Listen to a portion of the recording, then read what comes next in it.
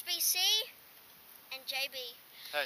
So I'm gonna interview JB about his Hong Kong life before Hong Kong basically got Hong Kong back from England. So how was it in the 80s? Oh man, it was like being a rock star. It was so much fun. Was it? Yeah, it was just the Wild West. It was like no rules, no law. It's just party central. And did it change since? No, Hong Kong hasn't changed that much. I mean, a little bit. It's, just Sky more rises. buildings, more lights, more Sky rises. more high rises, yeah. And it's sort of fun. But this hike that we did today? Yeah. This is the first time that I've ever done that. Are you out of your mind? Did you have brain surgery when you came here in the 80s, mate?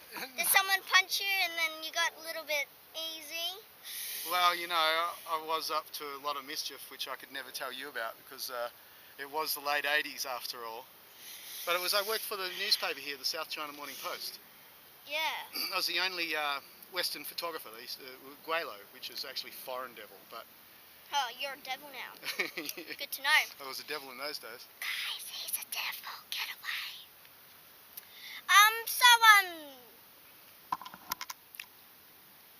In the newspaper, did you do anything crazy?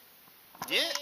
it was fun in the newspaper because I was the only Westerner. Yeah, you got to do lots of I got to things. do lots of stuff because the Hong Kong Chinese, they weren't allowed to travel a lot. So I got to do all the, crazy stuff in the Philippines and Korea and... Yeah, tell us about the Philippines, mate. Oh, the Philippines? Well, I did a couple of trips there. Once for the first COMELEC elections, and another time we were there to do a story on the rebels down the southern... Tell us about the rebels, mate. Oh yeah, the rebels. That was the MNLF, the Moro National Liberational Front. They were kidnapping foreign correspondents, and so of course we decided to go down there and do a story on them. And it was a bit scary because they do kidnap a lot of people. What else did you do in your 80s, mate? Oh, apart from being crazy, they used to... I was really lucky because I worked for the South China Morning Post, Lemma Jobo, as I said before, and I was the only foreigner. So I used to get to go to the places where the Hong Kong photographers weren't allowed to. And so there was another time when I used to go to the Philippines and did the COMELEC elections and stuff like that. And that was really fun. But one of the craziest ones, I think, was doing the riots in Korea. Oh, really? The riots? Wasn't it like people had tear gas and everything? Yeah, it was a mixture. It was tear gas, CS gas, and pepper gas. The tear gas comes in...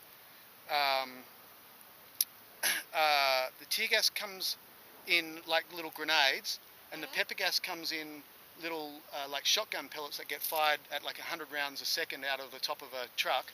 And the pepper gas, I think, was in like these big canisters that they used to shoot from shotguns. So it was crazy. And then the first day that I got there, I hadn't had time to get my gas mask or anything, and I went down to photograph all the guys, and I was taking some stuff, and I'd been photographing all the students rioting first, and then I thought, I better go and get some stuff for the police. So I started walking down towards the police, and all these riot students came flying out of all these, all the little different areas of the road. It was because it was a roundabout, and then I got caught in the middle of it. And then they were throwing petrol bombs and rocks. I still got like scars on my feet where I got hit by the rocks and that. And then the riot police, they started sending up all the tear gas and pepper gas and CS gas, and I'm caught in the middle of it. It was just crazy. And so I passed out. Oh, right. So you just went out on the ground. Yeah. And then I next woke up with the driver that I had for the day pulling me into his car. And it was like absolutely nuts. And I'm like, and I couldn't open my eyes. I was like, there were just like tears running down. And then I just said to him, airport, because I wanted to get the pictures out because I had some really good photos. So we got in the taxi, and I still couldn't open my eyes. And we got caught in a traffic jam, and we're stuck there for about half an hour. And it was the craziest, trippiest thing.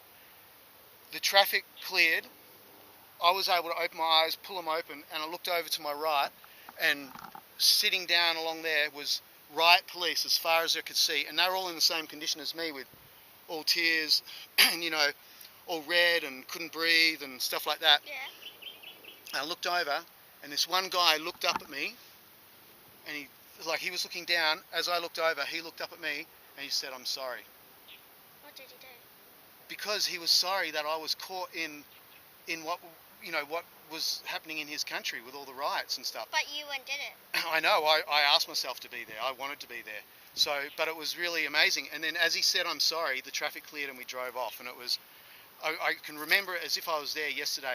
I mean, like when I looked over here, I could still see him sitting there with the tears rolling down his face, sitting against a. Was he one of the rebels? No, he was a riot policeman, and he was sitting along the fence, and man, I mean, I can see him right there, and he's not there, but it's as if he was there. It was. Hey, thanks for asking me about that story, because I haven't talked about it for a long time, and I don't.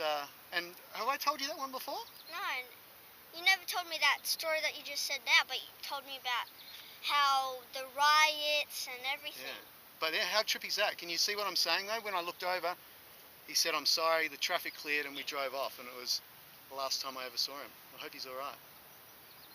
You're a good man, mate. Alright, buddy. So over and out from us, from the peak in Hong Kong, which is the first time that I've ever climbed up here. And see ya from HBC, JB. Yo, bro. Later. See ya. Thanks, Bye. team.